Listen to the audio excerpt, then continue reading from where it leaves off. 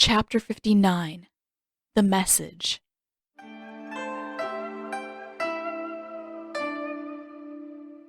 For all that Zuko had initially been annoyed by the group's noise, he found that he couldn't begrudge it on their journey back to the city. In fact, he was almost grateful for it. For as long as they kept up their chatter, Zuko could pretend to forget about General Bujing, about the letter tucked down the front of his parka. At least for a little while, he could try to silence that part of his mind. What about the Cinder Night Festival in the Eastern Islands? Aang pressed excitedly. At some point in their flight, Sokka had taken over the reins, and the monk had been using his new position in the middle of the saddle to squeeze Zuko for information, most of it pointless, ever since. My friend Kuzan and I went to that a couple of times, and it was a lot of fun. Does the Fire Nation still have that? I don't know, Zuko said. His voice still felt a little stiff. It was hard, if not impossible, to match the level of enthusiasm that Aang seemed to constantly radiate. But the fact that Aang only seemed to care about festivals and animals and century-old snacks made it a little easier to answer. How do you not know? It's one of the best parties in the whole world. Because I didn't grow up in the Eastern Islands. And even if I had, it's not like my father would have wanted us going out and mingling with the public. But that's the best part of any party. Zuko raised his good eyebrow. Maybe for you. I've never been to a party that I actually enjoyed. Katara snorted. Is that the excuse you gave the general about music night? His face heated, and he glared at her.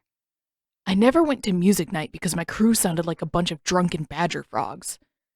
Besides, they already hated me. I doubt that would have changed if I'd listened to Uncle and played the Sungi horn for them. So it had nothing at all to do with you dressing up as Masky while the general kept the rest of your crew busy? Where did you get the idea that I... Who is Masky? Yue interrupted, her tone light and curious. The complete lack of derision caught him off guard, and before Zuko could respond, Katara leapt back in. Damn it. He was lousy with people. He knew that. But how was he even worse with people when they were polite? Masky is a costume that a certain firebender used to wear to rob pirate ships and kidnap people, Katara said. She smirked across at him. Or to attempt to rob and kidnap. I don't think it ever actually worked. No thanks to you, he grumbled, glaring at her. Then, in a clearer voice, he added, and I keep telling you that there's no such thing as Masky. That's a name that you made up. It was either that or something a lot less flattering. Zuko narrowed his eyes at her. I think it's a good name, Aang said brightly. It's descriptive. And it's accurate. See? Katara interjected, sounding just a little smug. And besides, I probably did you a favor by coming up with such a brilliant new nickname. Obviously you didn't want anyone to know that it was you dressing up and causing trouble, and this way I'm not accidentally giving away your secret identity. His brows furrowed. That's definitely not how any of this works. Isn't it? With a scoff, Zuko shook his head. It didn't escape his notice that she'd been watching him fairly closely since they'd all passed the letter around and Zuko had tucked it away again. That wasn't terribly strange, but the fact that she was playing along with the conversation, adding to the distraction rather than pushing for more information, was enough to make him wonder a little. I think I liked it better when Aang was interrogating me about parties. Really? Aang perked up, then paused for just a second. Then, oh! Fireworks! Do they still set off the ones that look like dragons for the summer solstice? Zuko rubbed his forehead with the heel of his hand. That wasn't meant to be encouragement of any sort. How would I know that? There were still fireworks when I was a kid at the palace, but that doesn't mean that things haven't changed since then. Have you been away from home for quite some time? Yue asked. Yeah. His voice came out quiet, almost hollow, and he had to look downward. 3 years. I'm sorry. That must be difficult. Clenching his jaw, he shrugged. Banishment isn't meant to be easy. He could feel the quiet growing heavier on the air, and his hands tightened into fists. Perfect. He'd been doing so well keeping his distance from the subject, and now he'd stumbled into it head first. It was only a matter of time before someone asked him the reason for his banishment, before the questions dug deep enough to find the link to General Bujing, and the whole terrible story came out. Zuko didn't think he could take that. There was a reason why he'd gone so long without telling anyone the truth. He didn't want to talk about it. Not now. Probably not ever. Katara broke the silence first. When you left home, where did you go first?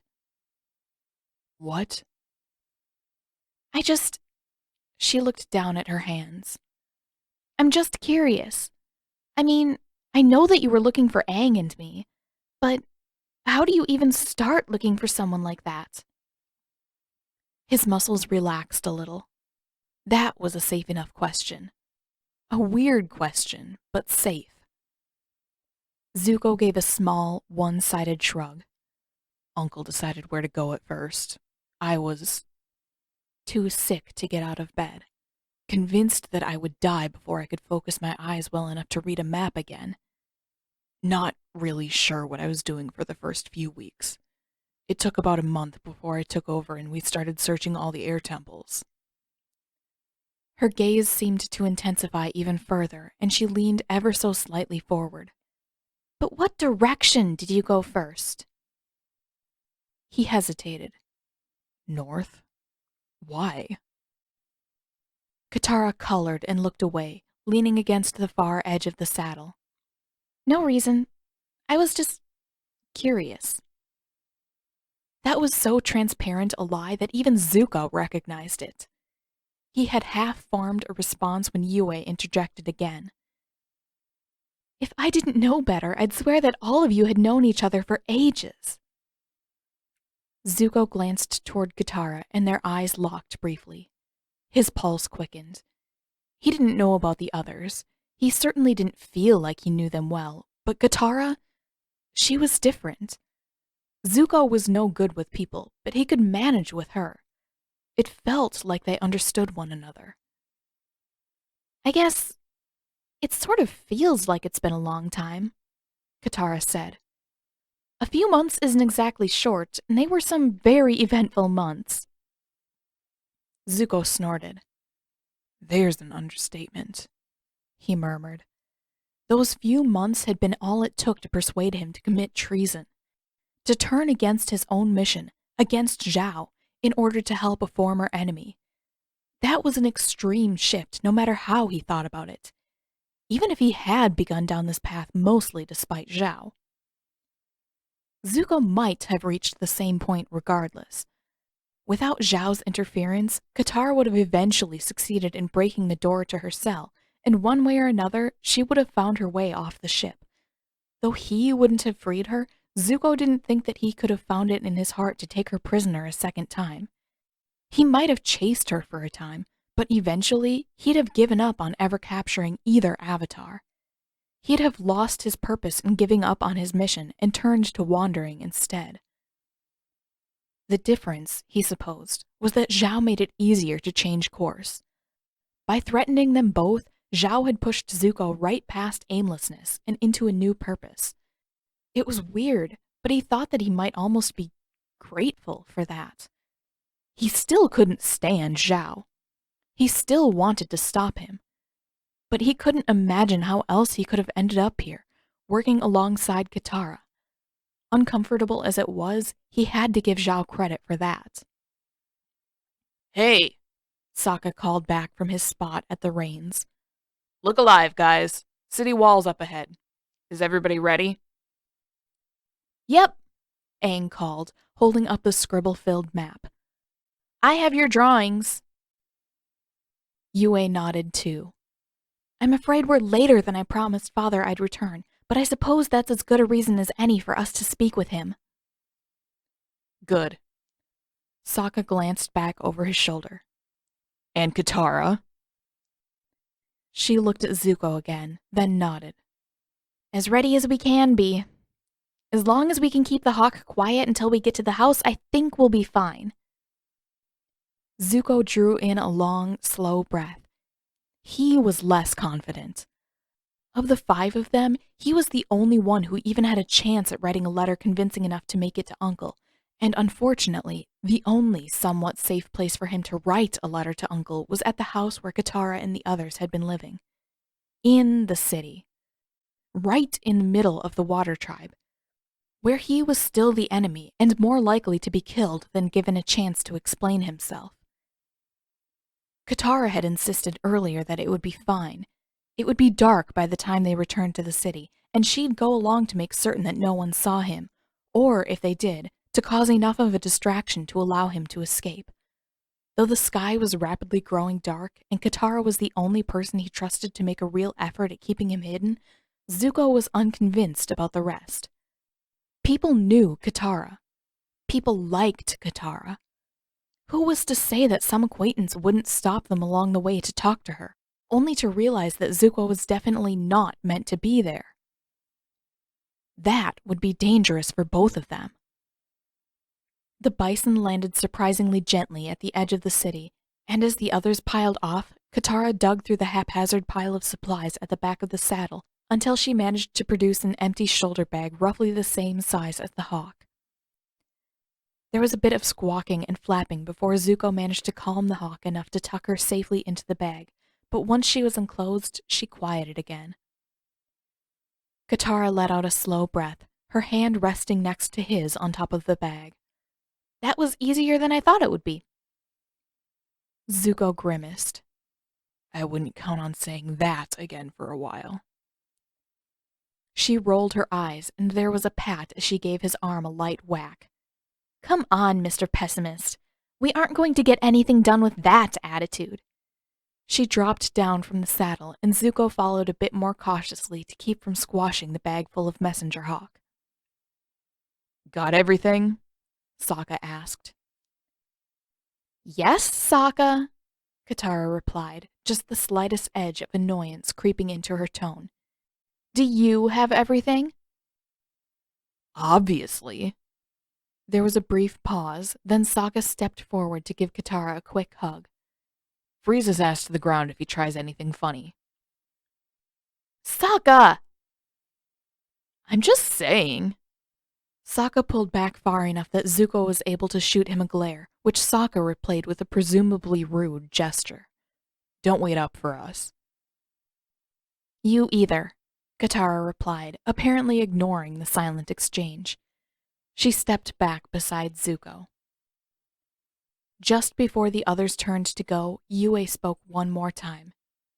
Prince Zuko, in case I don't see you for a while, I need to thank you again. Your help means more than you know. He felt his face go hot. No problem. He broke off there, struggling for more words. Surely he was supposed to say more than that, wasn't he? Katara's hands closed softly around his elbow. Let's go, Zuko. This letter won't write itself.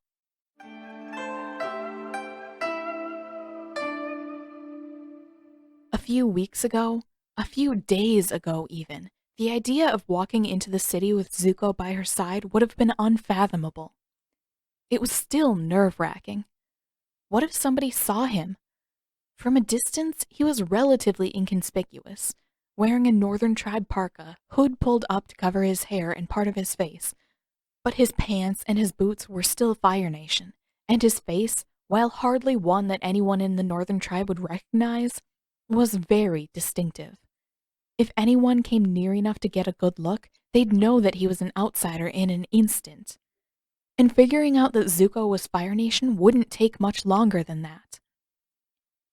Just the thought of that made her insides clench up, partly because the idea of being caught harboring a firebender was unpleasant, to say the least, but mostly because of Zuko. She didn't want anything to happen to him, which was a strange enough realization in its own right. The fact that nothing about her protectiveness felt new to her was downright bizarre. Of course, if anyone asked her, Katara would absolutely lie about it. She cared enough about Zuko to want him safe, and she didn't know exactly when that feeling had started, and frankly, it was no one else's business but her own. She kept close to his side and walked as quickly as she could without breaking into a jog. The sky was dark by the time they made it into the city, and the streets were illuminated by faint glimmers of lamplight shining through thick panes of ice, but it still wasn't that late. Not late enough to count on the streets staying empty. She could feel the tension radiating off of Zuko too, and it took a surprising measure of restraint to keep herself from reaching for his hand. He was fine. He was keeping his head down, eyes fixed on the ground to keep more of his face hidden, but it wasn't like he was going to get lost. Still, she found herself thinking about it, and her hand occasionally swung a little closer to his, almost near enough to grab hold. She managed to suppress the urge until they were within sight of the house, then grabbed his wrist, dragged him to the door at a near run, and pushed him into the house ahead of her. Once the door was shut behind them, she rested back against the wall for a second. "Made it," she breathed. In the dark of the house, she couldn't see much more than a shadow where Zuko stood, but somehow he still managed to look tense. She nudged his arm. "Relax. If anyone was going to catch us, it would have happened already." "That's very reassuring," he said dryly. Then, after a pause, "Is there someone else here?" She could hear the rustling too, and though he wouldn't be able to see it, she shook her head. "No, that's just Momo. He doesn't like the cold very much." Crouching, she clucked her tongue. "Momo! Come here, buddy. Don't make me step on you in the dark." As soon as the lemur approached, she scooped him up onto her shoulder and began feeling her way along the wall. "There should be a lamp right over—" Behind her, a flame flickered to life, and she turned back to find Zuko holding a flame in one hand with the hawk and its bundle still tucked under the other arm. He raised his single eyebrow at Katara. "What?" Pursing her lips, she looked away. The little golden flame dancing over his palm was pretty, but she wasn't about to tell him that. "Sometimes I still forget that firebending can actually be useful." With an irritated huff, Zuko stomped past her. As he held his flame up to the wick of the lamp, he said, "I'm still not convinced that waterbending can be." "Hey!" She elbowed him. "I'm not trying to insult your bending." "So what are you trying to do?"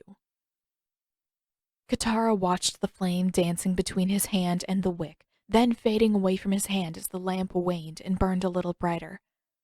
"I'm just saying, I've seen a lot of firebending in my life, and there have only really been 2 people who didn't make it seem terrifying all the time."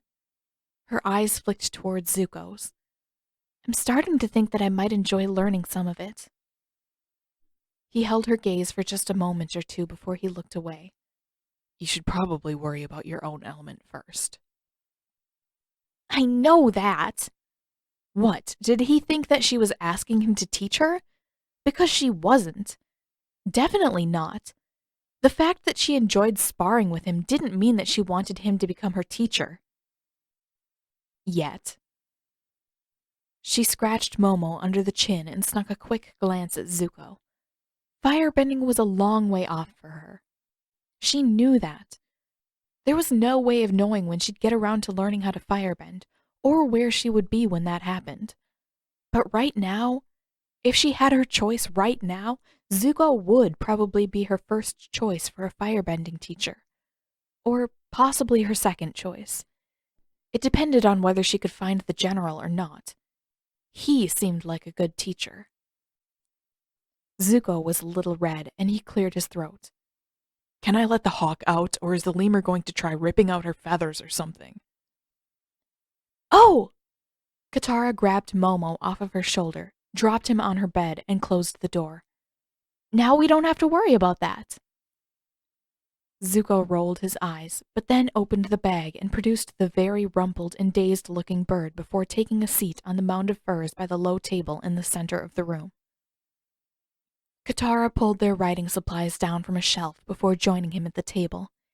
He'd pulled the message tube back out, and he seemed fixated on the letter's contents again. Not in a good way. His shoulders were hunched and his brows furrowed, much like when they'd all taken turns reading the letter earlier. She wanted to reach out and touch his shoulder, just enough to remind him that he wasn't alone, but she shoved the impulse back down. "Have you thought about what we're going to tell your uncle?" she asked instead. He didn't seem to hear her. She poked his arm. "Zuko?" He jumped. "What? Did you say something?" She raised an eyebrow. "I asked what we were going to tell your uncle." "Oh." He swallowed visibly, then shoved the letter away and dug through the writing supplies for a fresh piece of paper. I'm not sure yet." His forehead kept creasing and uncreasing like some other thought was still consuming him. "I don't know if Zhao has sensors going through the fleet's letters when they arrive or not.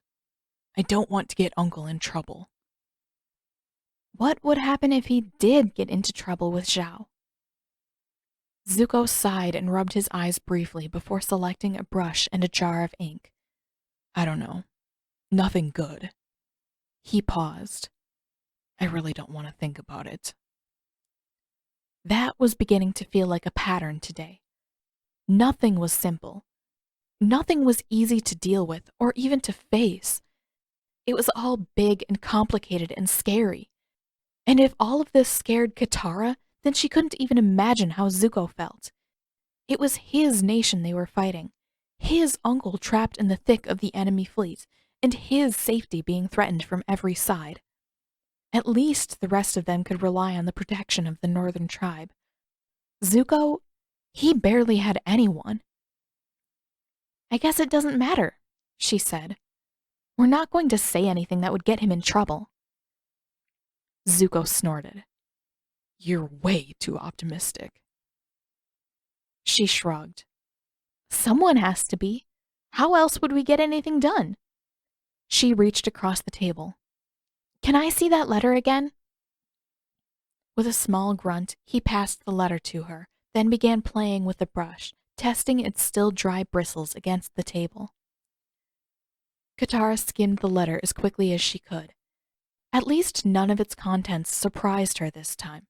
Not the grandiose posturing over whether Zhao or Bujing ranked higher in the Fire Lord's opinion, not the thinly veiled insults they hurled at one another, and not even the suggestion that everyone else was expendable.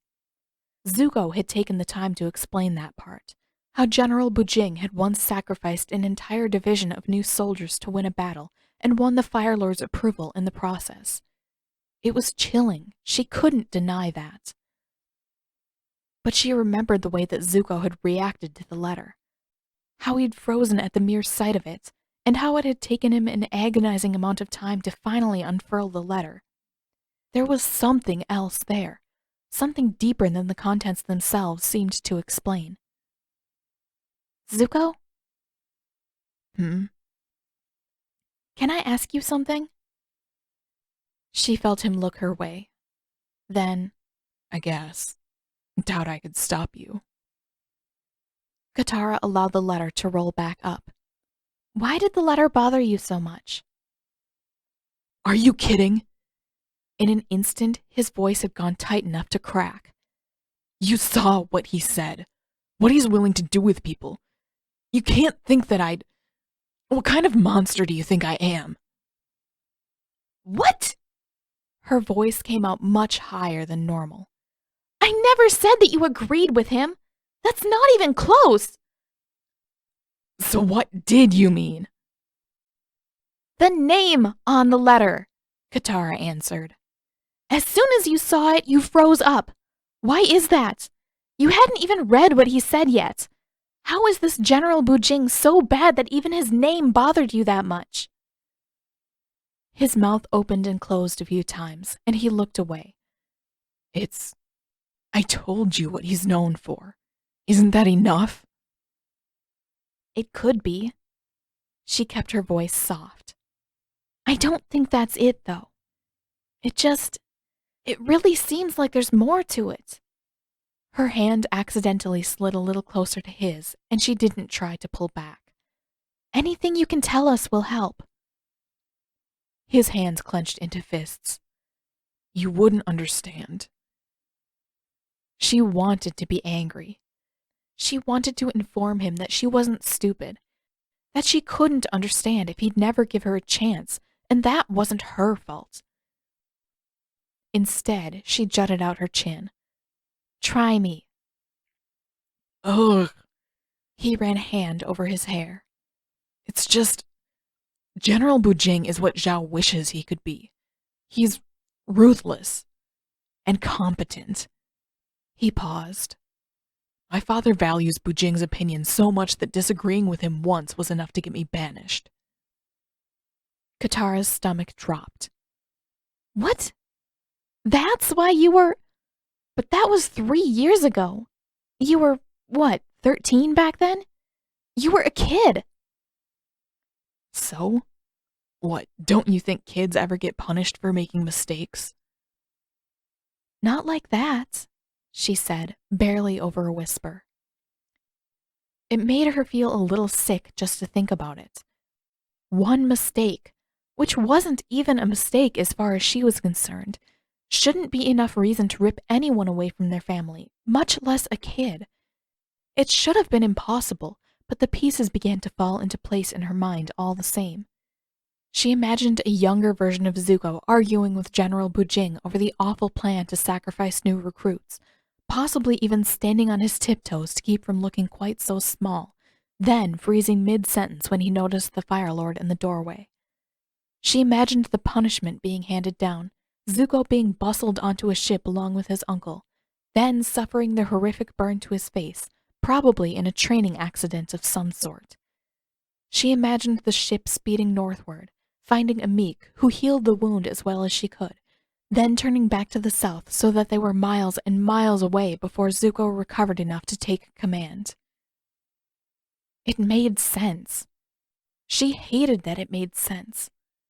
Katara was torn between wishing that she knew enough to fill in all the empty spaces and wishing that she could forget all of it, that she could pretend that she didn't see the flashes of the past in his eyes. Well, I was, Zuko said harshly. Maybe the Fire Nation is different from the Water Tribe, but I know the Fire Nation and you don't. I'm not saying that it didn't happen. I just think that it's awful. She clenched her hands together and fixed her eyes on them. You were right to argue with General Bujing. He was wrong to try and sacrifice people. Why were you punished for being right? He scoffed. General Bujing won that battle. His plan worked. So who was really right? Still you, Zuko. For just a second, he stared at her, brows furrowed, but then he sighed and shook his head. That really doesn't help us with the letter. Resting her chin on one hand, Katara spun the coiled letter on the table with the other.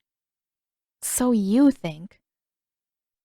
There was another pause as he seemed to pull his attention back to the present. What do you mean?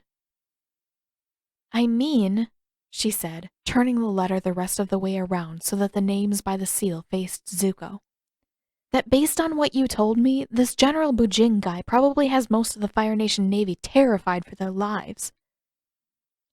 Eyebrow raised, he gave a single nod. And if they're afraid of him, they wouldn't dare to interfere with his letters.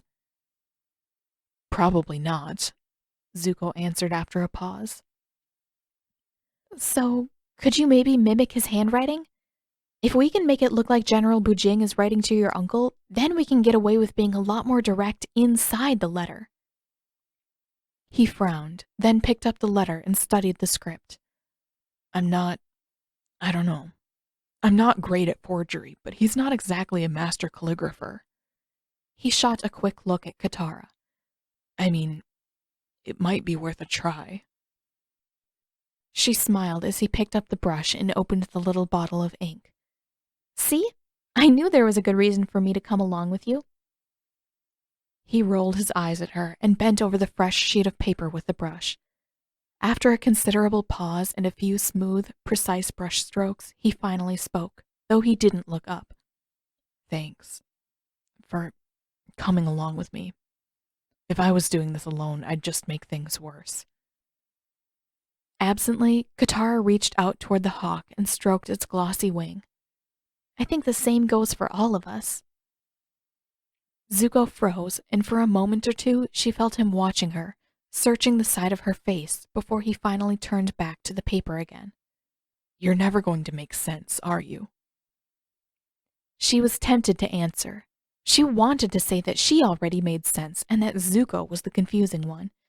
But he'd spoken so quietly, so matter-of-factly, that she didn't think she needed to say anything. She didn't think she should. Not right now. Instead, she watched his brushstrokes as he copied General Bujing's even, boxy characters, half mesmerized by the precision of each movement. He was good at this. Really good. In a strange way, it almost reminded her of watching him fight as Maskey, controlled and confident, even down to the smallest details. This was different. Good different. It was nice to see him like this, focused and at ease. It was almost enough to make her want to keep things just like this for a while longer.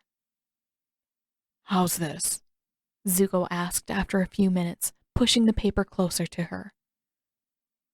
Katara looked back and forth between the original letter and Zuko's copy.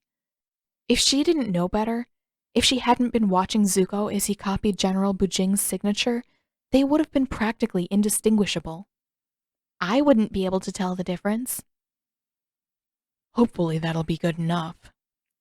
He gave a small, satisfied smile. Though it wasn't the first time she'd seen a flash of it, his smile still took her off guard. Her face felt a little warm, and she smiled back at him. Of course it's good enough. Between my idea and your fancy royal writing, we can't go wrong.